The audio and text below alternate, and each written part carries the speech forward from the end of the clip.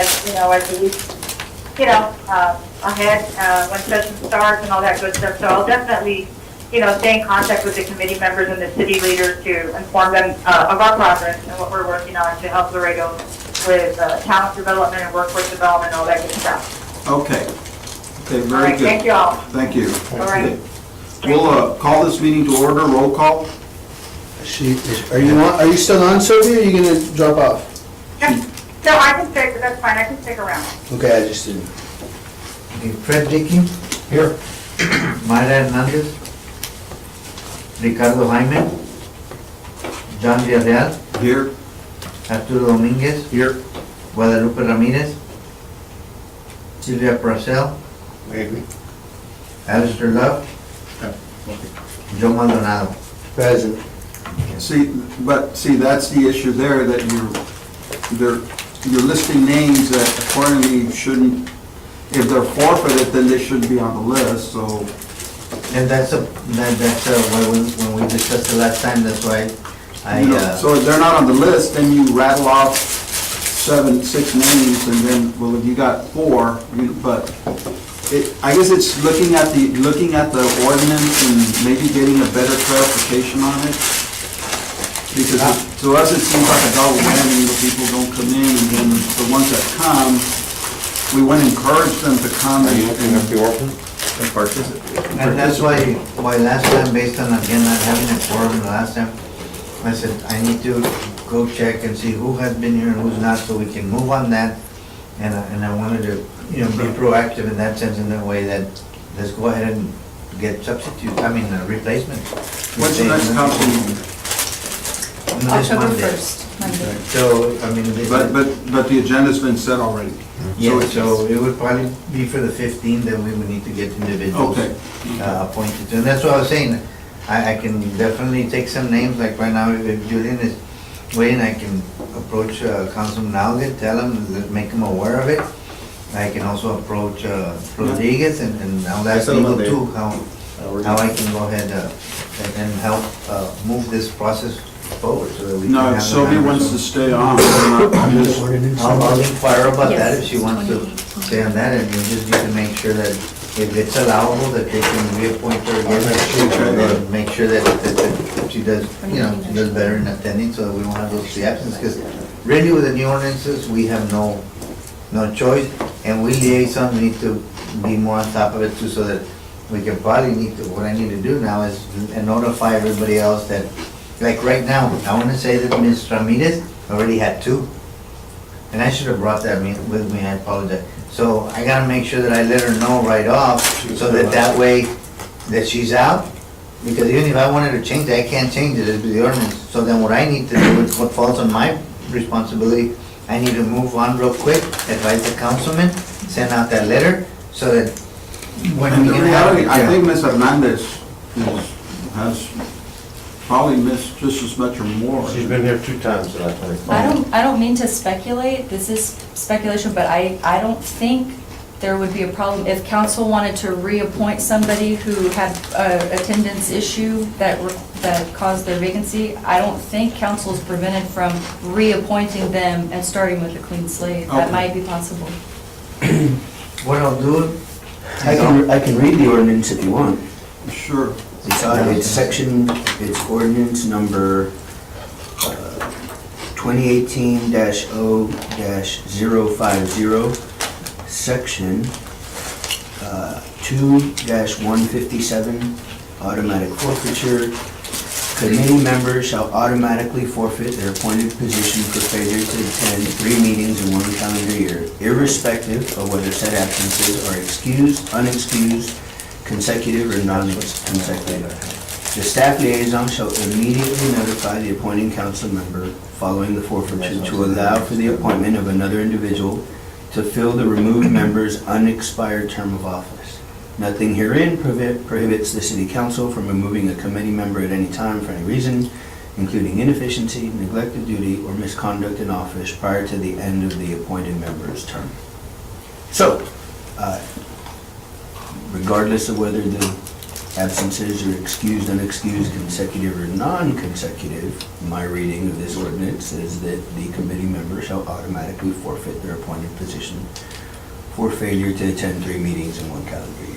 But it doesn't say anything But about, speak to being about a quorum, because It, when you forfeit, when you forfeit, that means that now, instead of having 9 members, you have 8 members. Well, policy, procedurally, there are still 9 positions on the board, so your quorum is based on 9 positions. That's a different, what you're saying is, I imagine, a different procedure or ordinance Does that it say would require, not here. About quorum?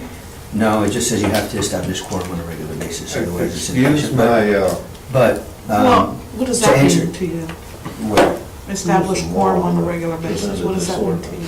the city manager may bypass the committee and place any item on the committee's agenda for that meeting on the next regularly scheduled city council meeting. So it's not really, it doesn't Required. affect, this ordinance does not affect the definition or requirement of a committee to meet quorum.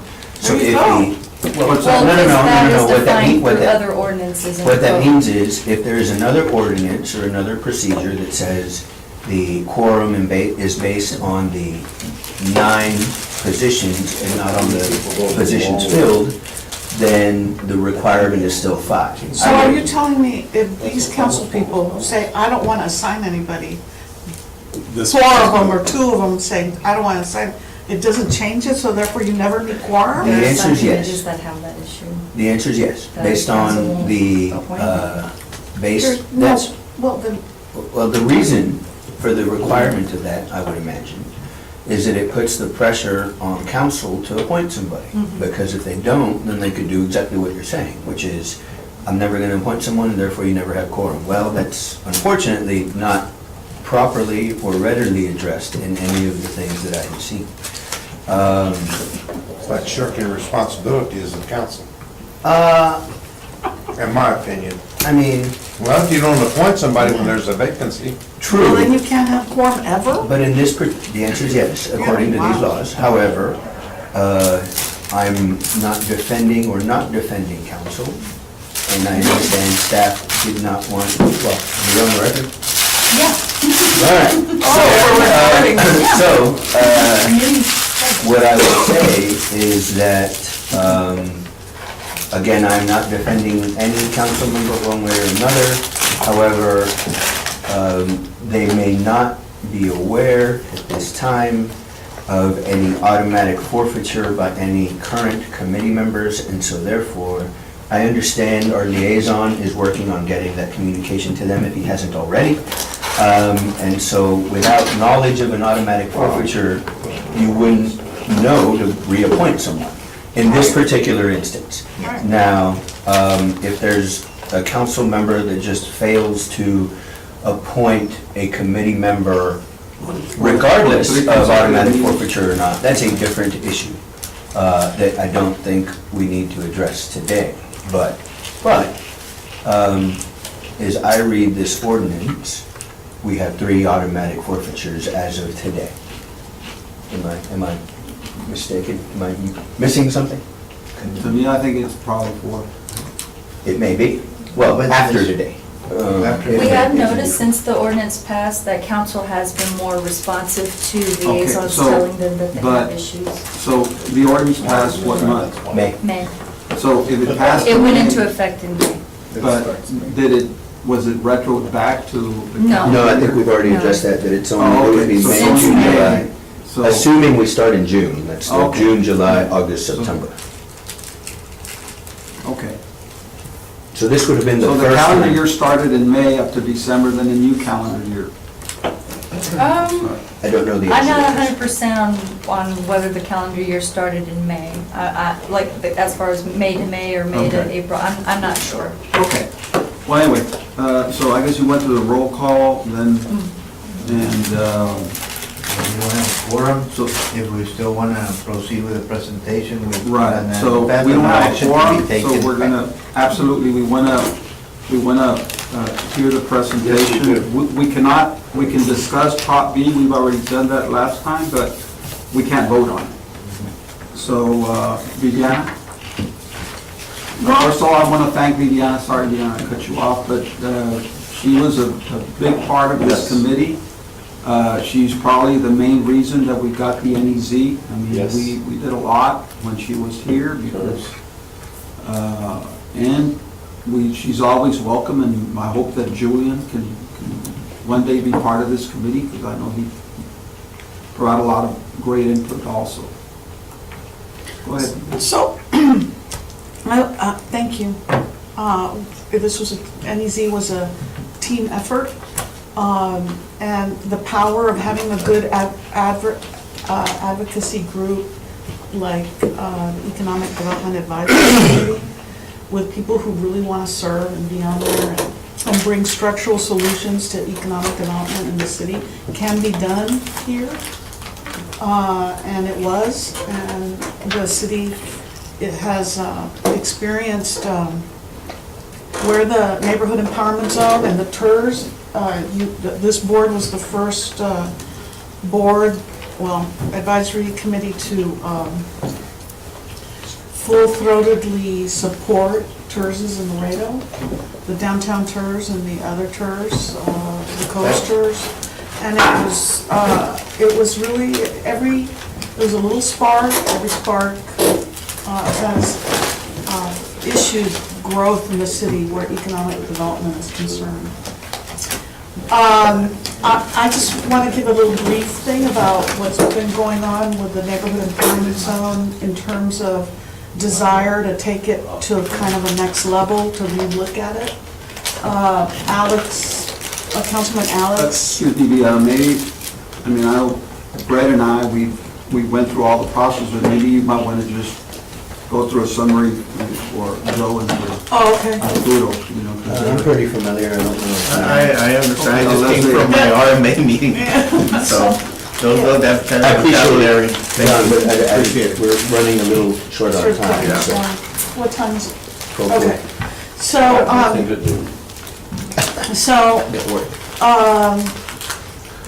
neighborhood empowerment zone needs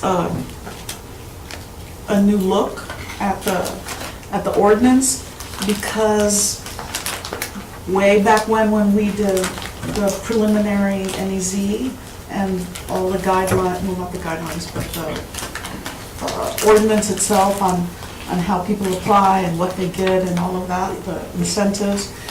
It was watered down a lot at the time. It was different from the Fort Worth ordinance. We didn't have a receptive or as receptive administration at the time. I don't have to rehash the history. But they did pass something that was helpful at City Council with the help of several of the council people. But now Councilman Alex has seen that something, especially in his district, he's seen that there's a necessity to go back and relook at it. He asked that the Economic Development Advisory Committee look at it. I don't know if he's called any of you. That's what he texted me. Called every city council. But in a couple of words, what was the objective of the NEZ? The NEZ is to revitalize inner city neighborhoods and give people an opportunity to redo on a limited income, to be able to redo their homes or add more income possibilities to their properties. Through tax incentives, correct? Through tax, Essentially. through abatements Essentially, and yeah. fee waivers. Both those are really good. The ones in Fort Worth are, you know, they do the kitchen sink at the NEZ, and they said, this is how we're gonna do redevelopment inside the inner city.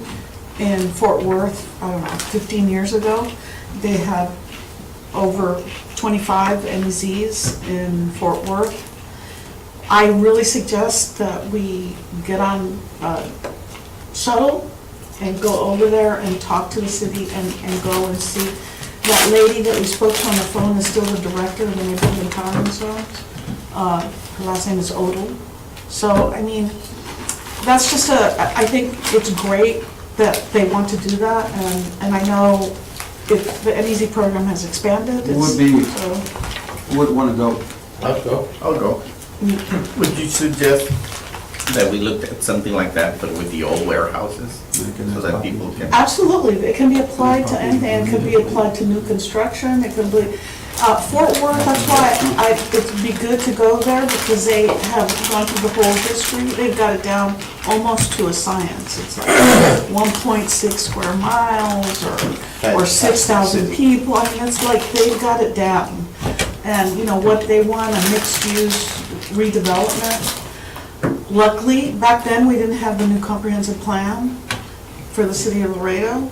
Now we do, and mixed development is at the forefront of all development in the city now. They're gonna redo the zoning ordinances so that the economic benefit of land development will be able to, you know, sustain the comprehensive plan, because without those changes in land development code, a lot of the comprehensive plan won't be able to be actuated. So anyways, but in terms of that, that NEZ really helps inner city redevelopment, not just downtown. Anywhere it is. Anywhere in the inner city where there's old neighborhoods, contiguous grid of the streets, that's really what helps a lot. So in terms of downtown, a lot of things have happened. Please go by Mile 1. Has everybody been to Mile 1? Yes? Not inside, but outside. Okay. Mile 1 and Cultura Beer Garden is really the spark of an innovation district in downtown or inner city Laredo, where the idea is to bring people who are interested in, young people, older people, doesn't matter, it's not ageist, but to get people interested in working together on social technological solutions for the city economy. The reason it's downtown is because that's where people want proximity, who work in tech or in nonprofit entrepreneurship. They really coalesce better and are more successful when they're in proximity with each other. So that's why these innovation districts have started predominantly, if not all of them, in inner city areas. And so that's the idea with that development.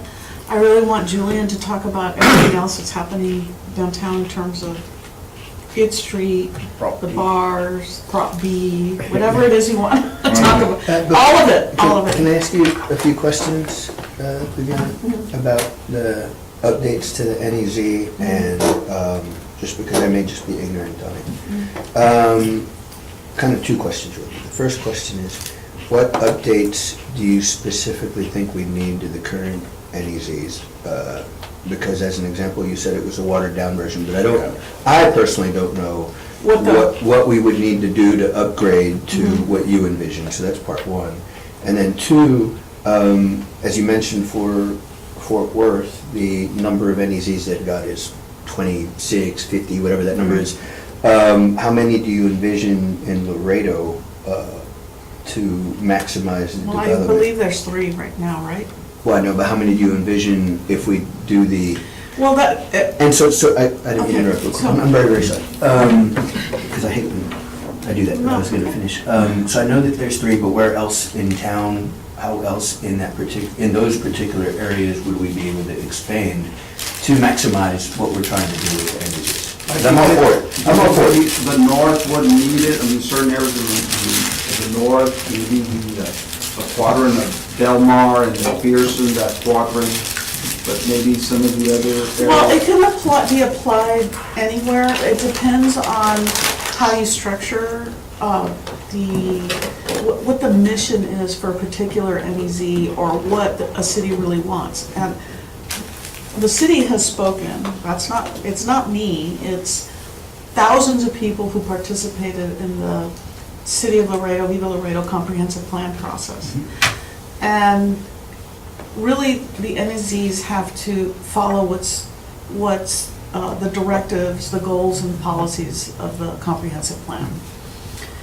And it's pretty clear. They want a place that is a mixed, they want to see things redevelop along a mixed-use type of development or redevelopment. It doesn't have to be, an NEZ does not have to be a redevelopment of just buildings that exist. It could be a set of new buildings inside of a neighborhood. Empty lots in an old neighborhood. Right, empty It's lots. It's a way of filling in those Right. gaps. And it's a very, it can be applied in all sorts of places. If you ask me, I feel it's important to go to the place that is the expert at it, which is Fort Worth, and listen to their history, listen to where it was watered down because the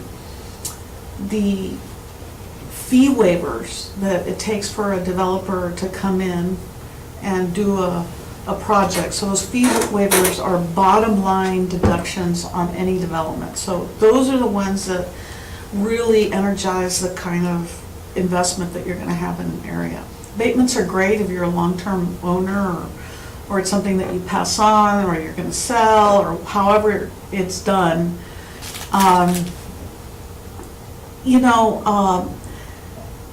Redoing this ordinance is a matter of really looking at how you want to develop, what it is you want to see there, and then making sure, as the lady, I think her first name was Jane, or I forget her first name, but Miss Odell said, there was somebody in the room who said, "Oh my God, you put that much into it?"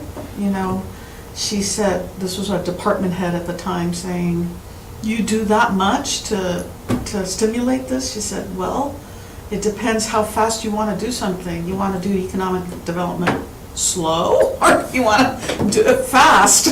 And so that's how, and so their position is, this is what we want to see, this is what you're going to get, and let's get this done as quickly as possible. I believe that is a really smart way of doing things slowly, at that time, we were not doing any of these. There was no program like this, a TERS, an NEZ, a public improvement district, a management district. All the economic development tools that were available by statute didn't exist here, except the use of tax agreements with singular people who would come in and say, "We want to do this or that."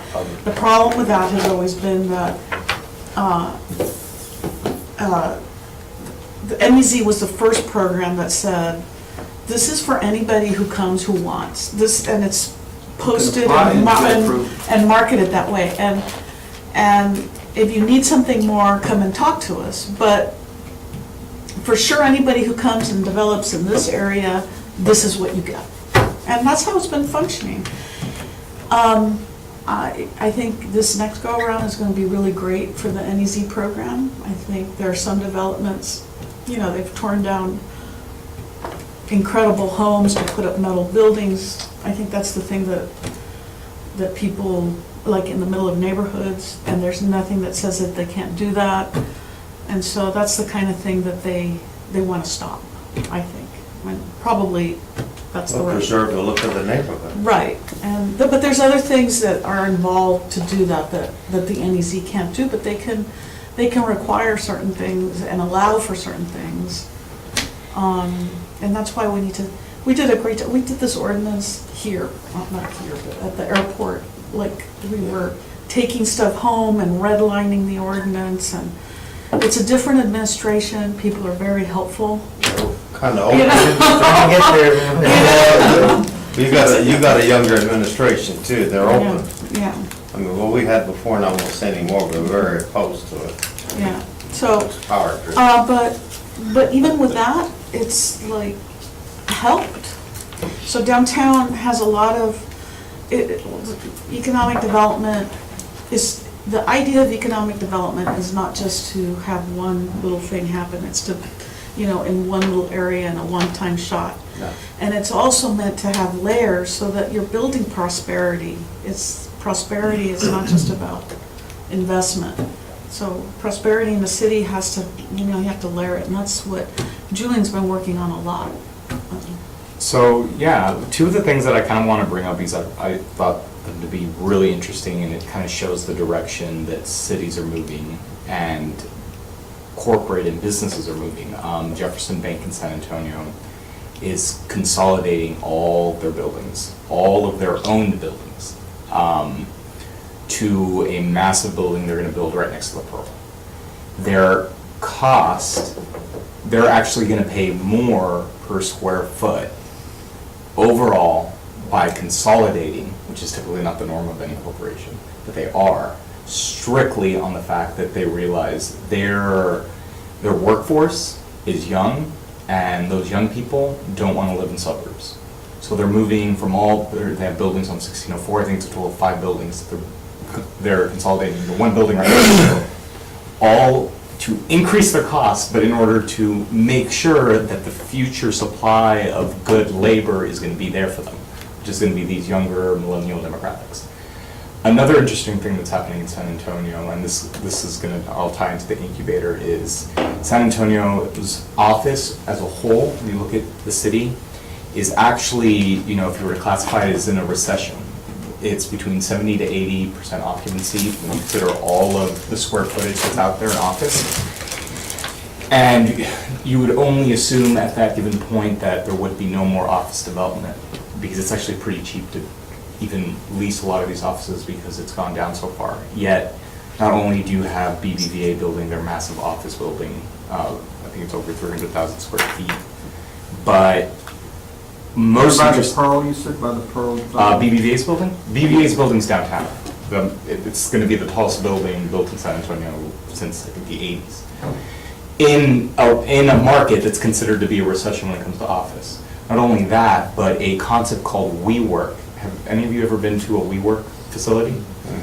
It is Class A incubator-style offices, but typically what an incubator is, like Mile 1, is for startup businesses that go, and the incubator itself kind of helps them all. They're typically very fun, open concept type concepts that have amenities attached to them all. WeWork took that and took it to a Class A level and actually has offices within offices. So different companies are actually located within an incubator, even though that's not really, they don't really necessarily work together. But there's all these amenities and everything. They're entering in San Antonio and just bought a building and are going to do between 50 and 100,000 square feet, apparently. What that is telling me is you're seeing this influx into urban areas due to demand from the market, which are classified as typically millennials. So when we look at downtown Laredo or inner city Laredo, it's, believe it or not, it's actually built perfectly and has the structure to actually encompass what typically you need to attract that demographic. I want to say 90% of the friends that ever left Laredo live in San Antonio, and not just in San Antonio, they live in downtown San Antonio, live in Austin. Some have moved to Denver, live downtown, they all live downtown. So the way we've been looking at the downtown is how do we tap into all that? We put in the incubator, which is an incredible thing that can help any person, young and old, develop a business. And the whole idea is proximity. You're literally sitting next to people, you're developing ideas. That's been very successful, and there's been a lot of... Julian, with that in mind, where are we as far as changing, what's that?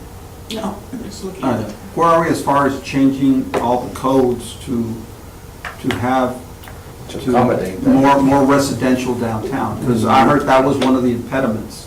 So the codes in general, I think, need to be changed, and Viviana can talk into more in depth on that. It needs to Throughout the be entire followed. city. How's that? Just let's follow Yeah. existing building code and we'll get a lot more things. So when it comes to the downtown, so I think as a citywide, I think we need to change our codes to reflect what future development should look like. When we look at the inner city. Has that been explained to city council? Yes, Yeah. yes, and They're they aware of it. actually have a budget item to revamp those Yeah. codes. And smart code and form-based code are the two codes mostly used now for Mhm. this. And it doesn't say that, oh, forget it, you're never gonna build another suburb again. That is not what that is about. I'm sorry? The code of fine, is that what you're meaning? Code of, You said that they had just put a line yeah, there. and for, in the budget for. Is that the what they were code. calling, that they were calling it to codify the Yes, comprehensive yes, master plan? yes, Okay. yes, yes. Just trying to connect that, Yes, because yes. I know you mentioned that and I Yeah. remember what you were Is talking there a about. master plan for the downtown? Yes. There, Well, well, no, there's not, there's an old one that was done that was not adopted, and it was not a. For a reason. For lots of good reasons. Yeah, for- Was that the But- Sosa one? It's Munoz. Munoz? And it Yeah. was essentially a, That was the $500,000 plan that got shelved.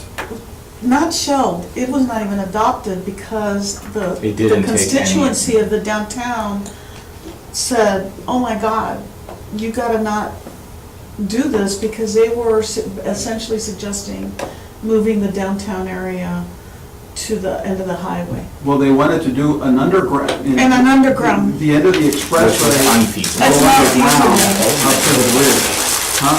It was, yeah, it was unfeasible, Yeah, unfeasible. great, great on paper, that's cool, yeah. but would never be built.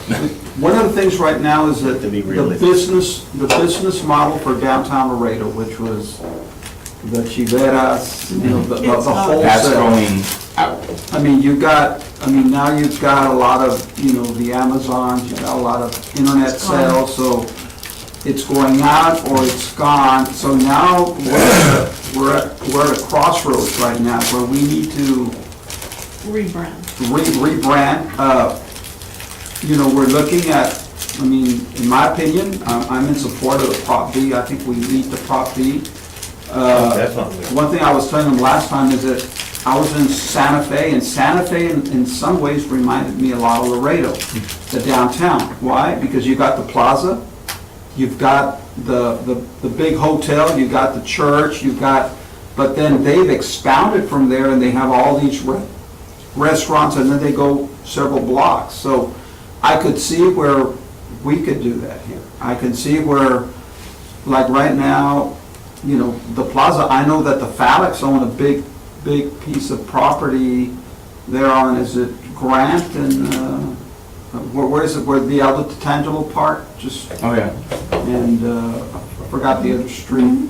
Is it San Agustin and Grant, or? There's all various Yeah, owners there. But, like, that's a good property that I think is, there's a lot of properties there that we need to sort of zero in and see what we can do.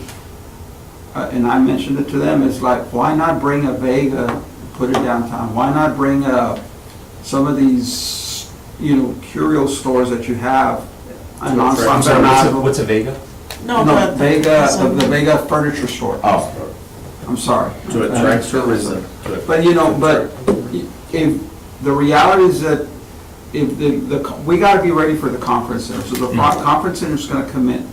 Siete Banderas, they put a lot of money into, Yeah. and they put their money where their mouth is. So I know there's a lot of bars coming in. I don't know if they're on the other side of. so let me update you on that. So when it comes to the conference center, I know gets discussed a lot, and I've been seeing it online and everything, is kind of like, first fix downtown and then we can do a Yeah. conference center. Yeah. The funny part is the conference center complements what we've already done and doing. Right now, a building that we developed, we had 3 suites available, they're all leased. We're still not done with construction, they've all been pre-leased. Where's and that at?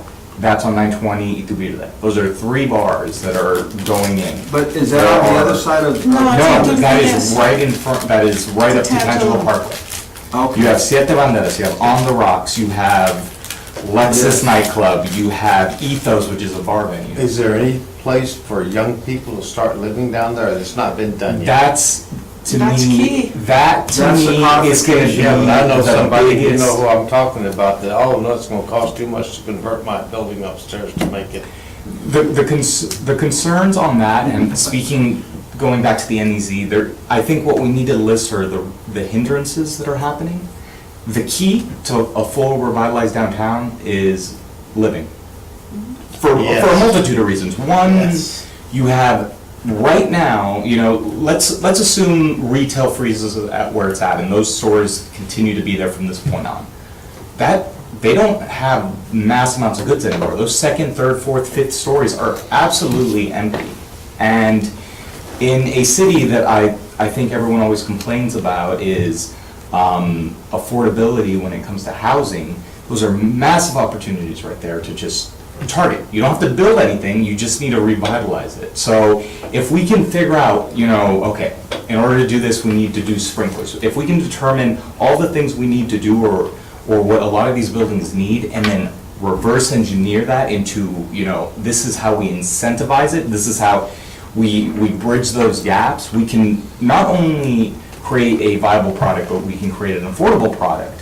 And on top of all that, we're creating it in the area that a lot of young people want to be in already. So what we're really doing is we're building an environment, an environment that not just has, a possibility of convention center down the pipeline, but an environment that already has entertainment and already has restaurants opening up. You have Cultura with all the food trucks. You have the work, you have the play, and we're just missing the live. And if we cover those three factors, we really do have a downtown that people can be proud of. It's right there, but housing is going to be the key. Now, let me ask you, I agree. talking about downtown, how about the St. Peter's area? I mean, because there's, Great. LISD is sort of, They can make a King William, yeah. I guess, stop using some of those buildings, or want to sell the buildings, or they have sold the buildings. They're in the process. I think we just need to analyze what it's gonna cost to change all that and make sure that it's affordable. It's not just about, because we have a massive young demographic in Laredo, and a young demographic that typically, the truth is owning a car is not the same as owning a car back in the 70s and 80s. It is vastly more expensive, and most of the people that I know don't even really want to own a car. And these are neighborhoods that can cater to pretty much everything without having to own a car. So I think we have an opportunity to not just create an amazing The only thing is environment, right but now, an affordable one. we had HEB, but now HEB is gone. and- Well, if you. Because we don't have residential. Because, well, here's the other thing. It's a matter of, it's not just a matter of downtown, because, a healthy inner city is a city that is successful. You can attract, everybody wants to attract manufacturing and big companies. Are you there, Sylvia? So,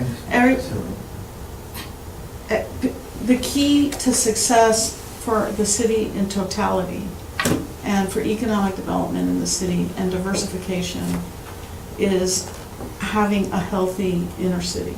Look Where- at San Antonio, where they were and what they did. Right, and so people don't, the workforce that is coming into those businesses that LEDC and the city of Laredo want to attract, they are looking for a livable city where they can have all the quality of life experience that they want. Because they are going to go to a city that offers that, period. They want to be able to ride their bike, they want to be able to walk, they don't want to be forced to be in a car 24/7, or not 24/7. I think For everything that they do. They don't want that. They want diversity, and that's the workforce that's coming in, and that's not changing for the next 30 years. So, we're missing the boat if we don't play into that. And it's not about revitalizing the term downtown, it's not revitalizing the term inner city. It's about what typically downtowns represent and the infrastructure that's laid out, the grid system, the proximity. That's what we're talking about. We're talking about revitalizing areas that are assets just how they're already laid out. We're not trying to reinvent the wheel. That's why when you go to all these other cities, these downtowns have been revitalized, because the structure and the way they're built and the proximity lend themselves to not only be efficient when it comes to services for cities per square foot, but is exactly the product that the customers, because this is what, at the end of the day, it's all about, is us, what the younger, upcoming, or in existence, and like Viviana said, for the next 30 years, are wanting. And we become, as human beings, a lot more mobile. People will move in a second to the areas they want to be in. And if we're not providing that product and that service, we economically are losing a lot. And those things aren't, this isn't a temporary loss. This can have very impactful. Yeah, once they leave, they're gone. They're gone, and it takes forever to bring them back, you know. So I think that's not only it's important, but it's imperative that it becomes one of our predominant visions for economic development in Laredo. It's thinking of Laredo as a product and how, as a product, we compete with other cities. Because that's what we're doing. We're not competing amongst ourselves. No. We're competing against other cities. So we need to match and then exceed if we really want to develop some economic prosperity and have great jobs, because Amazon, all those, and I know they've been on the news for bad publicity, but the companies that pay well typically look at the city and the services and the environment it provides now. Just as much as Jefferson Bank in San Antonio consolidated into a more attractive neighborhood that they know their employees would want to live in, we have to view it in the same manner. Is we need to determine what our assets are, and we need to make sure that they're performing well. Inner cities and downtowns are typically the product, we just need to activate it. May I ask a question? Thank you, both of you, because I know you put in a lot of work in this, and I can hear the passion in both of your voices. But what can we, as the committee, advise City Council to enact your vision, other than improve the NEZ, which I think is what you want to do, right? But what else can we, as the committee, like if we wanted to go and have a vote and give a report to the council people, what would we do to do that, right? To effectuate what your vision is, to effectuate what the maximizing or revitalizing the product that is Laredo, right? An inner city reinvestment plan program, it's not just the NEZ, it's everything that is encompassed in it. So it's not only incentives what an NEZ could provide, we have the TERS, we basically need to structure it all together and view how we can target these areas. A good example is what San Antonio did. They had ICRIP, Inner City Reinvestment Plan, and it was a group of incentives that targeted residential developments in San Antonio. I think the Rivard Report recently did an article on it, and how impactful it was. That, you know, initially when it started, there were all these complaints, and not only has it paid for itself in tax revenue, but it's paid itself double-fold, I think, at this point. So it's developing incentives that target the needs in order for not only for us to financially be able to get there, but then further, you know, a major problem we have is code, how we read the code. So there's codes on future development which need to be, and that's what Viviana was referring to, is the codes need to be redone. But we're not building new buildings typically here in downtown. It's the interpretation of the codes, and having someone within the city, so this is, to answer your question, this is something else that's required, is know how to read the code so we can actually activate the buildings we already have versus having to build. Here's the issue. When you go, you have a building downtown, and let's say it was always a shop, Or a and bar, you changed like it to a bar. Just the way they've been reading the code is, oh, you changed the use, it's like a new building. Go to the new building code because you changed the use. Well, that's not what the existing building code, which we have adopted, says. It's the interpretation. So there is leeway.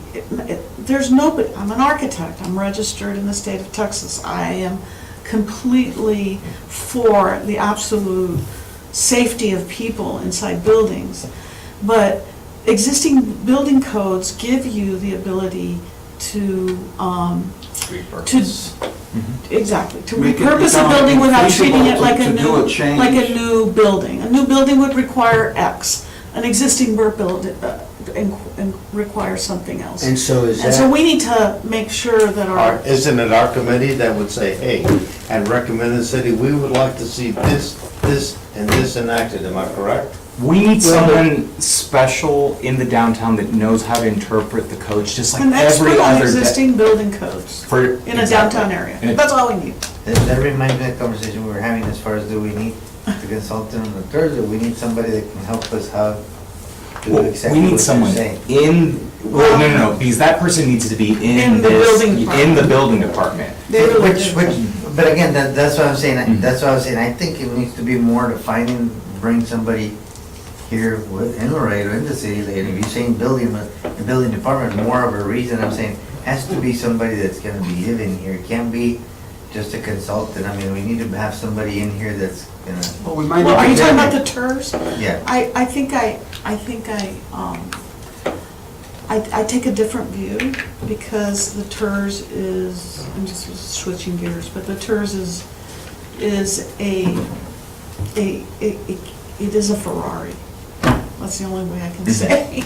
And it's a Ferrari. supplements and all and you the need things you we're need doing. somebody Knows how to who drive it. knows how to drive a Yeah. Ferrari and has experience to be in the front seat for a while and help this group. And that doesn't mean forever, it could be for a year, you know, a couple of days out of the month. Don't we have a Laredo lady that was very, that knew how to, was part of the Dallas, Mhm. putting that all together? What's Ocasio-Cortez's daughter? Oh, I don't know. Yeah, she worked for Dallas, they did all the tours, she was involved with the tours and the NEZs. Oh, okay.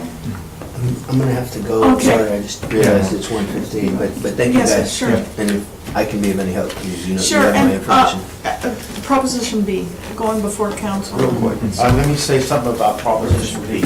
I saw on Facebook, some guy said, all it's gonna do is help rich people get richer, which is really ignorant. I answered him, I said, how many rich people, how many poor people have you seen give another poor man a job? Well, it's always a typical, the rich are conniving to, you know, against the poor, or the north are conniving against, it's. Laredoans need to realize we're such an isolated city that we're all, you know, we tend to fight with each other way too much. And we're an isolated place, 150 miles, and we have to think of ourselves as a boat. And we're all in the boat. And we, Sink or swim together? otherwise, because other people, other regions win because we have this attitude. I mean, one of the things we were gonna discuss Prop B, but I think you have La Posada that's putting in 17 million. I think you've got the sale of the Civic Center, another 12, 13 million.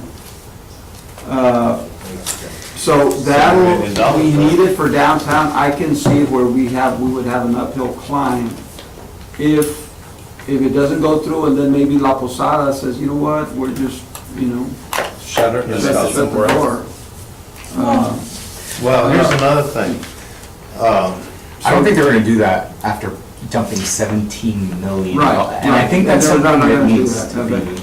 But, I mean, there's a concern that could happen. Now, Oh, that it doesn't get people done. always say, well, how about my hotel, say, by the SAA, which is the same auto arena, I don't want to say LEA, right? Yeah. By the SAA, right? How about, am I gonna benefit, right?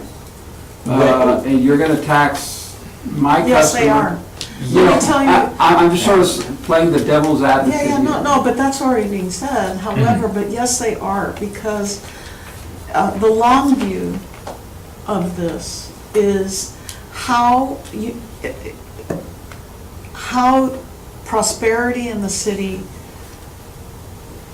there is a, what's the term? Rising It's a- tide lifts all boats. Well, that's true, but in this particular case, because it is an issue about quality of life, this is not just about, oh, let's throw the dice and or the convention center, see where it lands.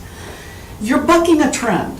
If you put it in the suburbs somewhere or in some place other than an inner city area, You're not being downtown, competitive. you're bucking the trend. Yes, you are. Okay? Number El one. Paso, San So you better have a good reason to Austin. do that, Oh, number one. Number very good two, reason. like, and, I mean, and so, but the other issue is that these are quality of life issues that when you take an investment like this, it has to build that quality of life and be something that builds prosperity and diversity in the city. Otherwise, you're just putting stuff somewhere because, you're trying to appease, I don't know. Right. And I don't know anybody else who's putting money on the table to make that happen. And then the other two, Oh, the other two arguments is, will it come in at budget? And then the other one, will the M and O be, you're gonna lose you're gonna lose 100,000, will it be $1 million? So those are the three, I guess, things that I've got a people, question. on the other side, I mean, we need it, I'm for it. I'm for it. Well, I am think too. All right, how does all your city councilmen feel about it? Each one in Well, this they district? voted. They're all, I mean, they all supported it and voted for it. Okay, are they supporting it in their neighborhoods? And that's what they need to do. Because, Yeah. if there's a Well, city councilman look, that I needs think to go that- tell somebody, I think oh, you like there's- McEllen. There's very serious business people who have been around for a long time. This isn't a development group that's proposing this out of nowhere. Everybody knows everybody who's working on this. well, there's a lot of people, So- I mean, there's people that disagree on a lot of issues, but on this issue, there's a lot of these people are agreeing. You know what I mean? Agreeing that they're disagreeing? No, they're agreeing that it's in support of Prop B. There's gonna be a lot of people that are just gonna believe, I think, that, no government involvement period in any form of quality of life investment, and the truth is you can't look at this, No. it's impossible to look at this, or any project that Laredo ever provides, like the LEA or any of these.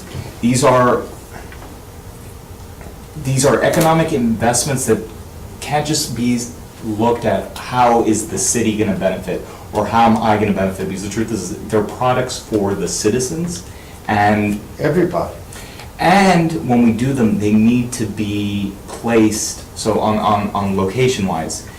Going back to what I was talking about, the inner city and how there's a demand for that, therefore you have to, get your product ready to sell it.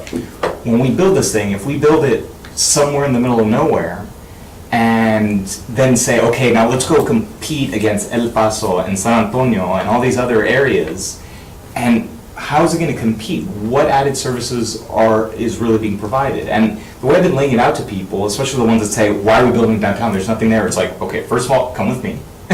There's so many bars that, if you're having a wedding, a quinceañera, any event, an actual business conference, they're gonna walk out, they're gonna be next to a hotel, there are gonna be bars in front of them, there's gonna be an outlet shop, which typically draws from long distances. You have all these things that exist today that are complementary and are competitive against other conference centers.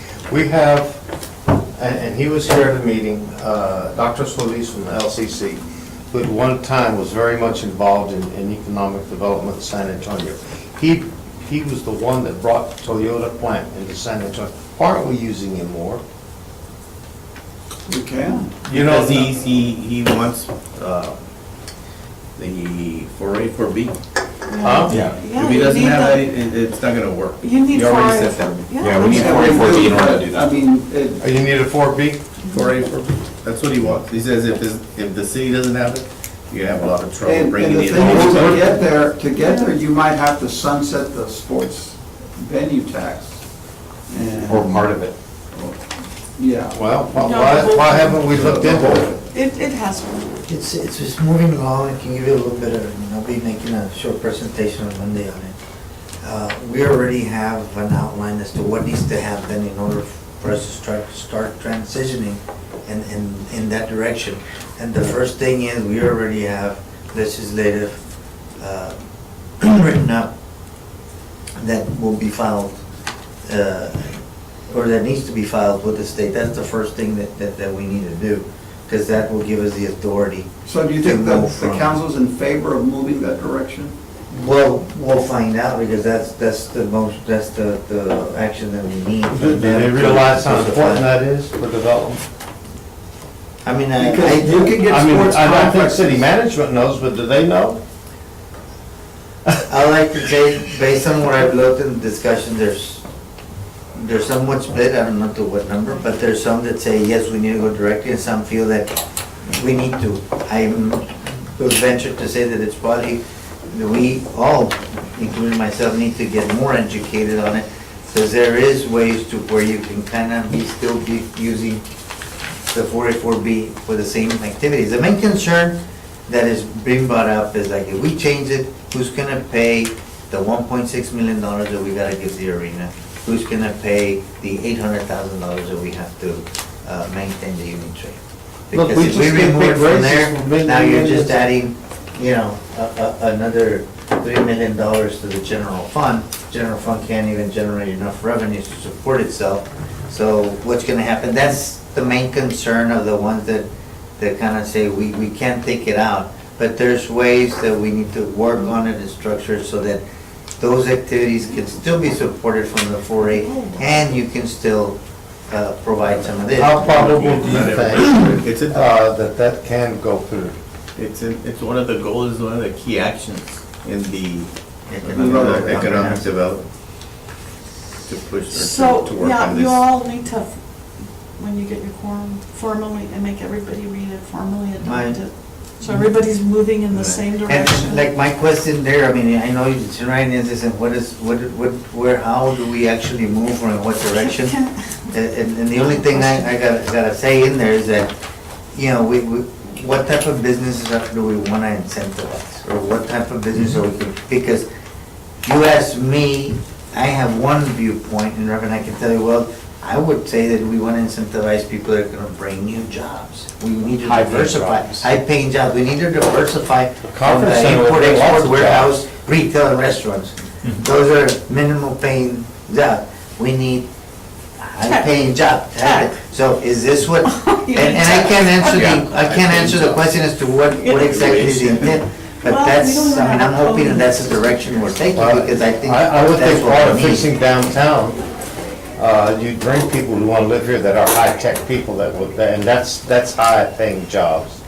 Well, Am I right? And believe it or not, You're looking for the millennial. I hear a lot of people say that we can't bring tech jobs because we don't have all these tech people, but the school's already teaching coding. TAMU has tech programs. We kind of do have it. I think we need to all speak to each other. LC, which is the new name for Laredo College, That was a good idea. they're bringing in a cybersecurity program. I mean, They're this the guy is best- they're the brilliant best there. We're in- not using They're the him. best in the nursing because they have the best test scores in the nation. That they have the best, according to, I don't know who does that study, or who provides that information, but Right. they have the best school in nursing because of their results when they test for that. That's yours or hers? And they get their license or whatever it is. But they're bringing this cybersecurity, which is gonna be a big program for our Laredo College. I just know that we ought to reach out and tap Dr. Solis. I mean, that time he is a No, we're willing really, to do that. Ronnie works for Well, Mr. let's see. for Dr. who Solis. does? yeah, Ronnie. Right. Rodriguez, the one that we're mentioning. We're gonna be I wrapping mean, this up. because he's not gonna be here long. He's gonna get and he's gone. Yeah, take advantage. Yeah. Julie, Viviana, thank you so much. Thank you very much. You've always been at the Hopefully, forefront. I guess the plan is, I recommend that we get Julian, talk to George Rodney. and Rodney. If that would be. Uh, But it's in the education, somebody in I mean, tourism, I don't know if somebody in Sylvia trade, wants to Yeah. remain. which is the main core I'll, of that, ask again to, that with, We need to, the comp Yeah. plan. coming in, so I'll talk to San see, and Miguel. then we need to look at Maida, see where she's at. Yeah, he's, because she's- he would be good, but he is spread thin. Who's spread thin? Roger, well, is he really spread thin when it's pertaining to tech in Mile 1?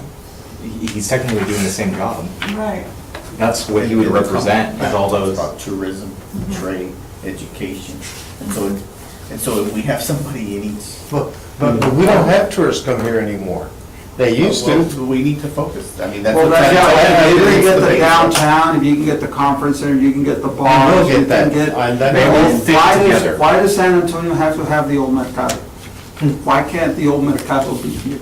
I agree. Why can't old Let's Laredo check be out the numbers. downtown? I Los mean, mexicanos, I mean, give us- we have the. Well, that's starting to happen. Why can't we have all the bars that were in Nuevo Laredo or have something similar, have it downtown? Okay, and I'm gonna throw one at you. There's, and I don't know if you've been, I don't know if you're on Facebook. Oh, yeah, you were on Facebook. You, sorry. So, Laredo, many advocates in Laredo have worked together to establish an urban agriculture and sustainability center here in Laredo. What does that mean? And there's great confusion because, not confusion at all, Mario but, Peña? no. Mario moved that away. Mario Peña, which one? The young? You're- The young one. The young one. No, we work together with him a Yeah. lot. But so the idea of urban agriculture is about a local food system.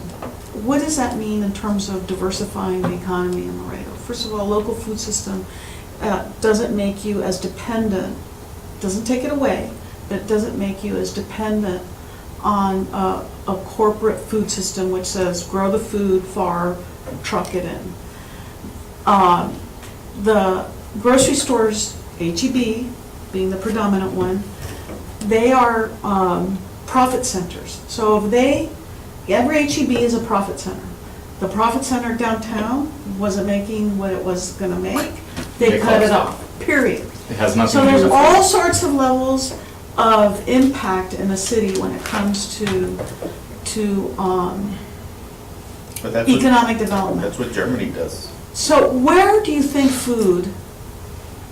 local food is grown? And we passed a ordinance in the city way back when already for urban agriculture, for aquaponics and hydroponics and greenhouse and all of this stuff. So what is the meaning of that? Well, in hydroponics, you know where food is being grown? In warehouses that are 100,000, 200,000, 300,000 square feet big for local production of food in bigger cities. So what does that mean for the city of Laredo in terms of a region? You can grow locally in warehousing. Activating the As old warehouses. technology develops, That may not I mean, have, we should be, you know, parking for massive So- amounts of trucks, but. I mean, you know, people think, oh, isn't that sweet, urban agriculture, a nice little, you know, No. garden in the backyard? It's that, for sure. But on the other side, it's all of, a local food system creates a very robust, diverse economy in a city. And a city our size, you know, should have established this already. It's already started, this is happening, and more, as people begin to understand the economic impact of a local food system, I mean, it affects Germany everything, doesn't and have it's the not HEB. trade, You this is go not downtown trade. and you're buying the, Well, I'm sure there's warehouses here, right, you know, not that far. well, if you give them the opportunity. Very good. No, it was very interesting. Yeah, for where, Martin, so then we're They'll be an gonna entrepreneur see if we can Yeah. proceed with that. Right. I was And there's aware of the ordinance, I thought. They're doing them in No, and that's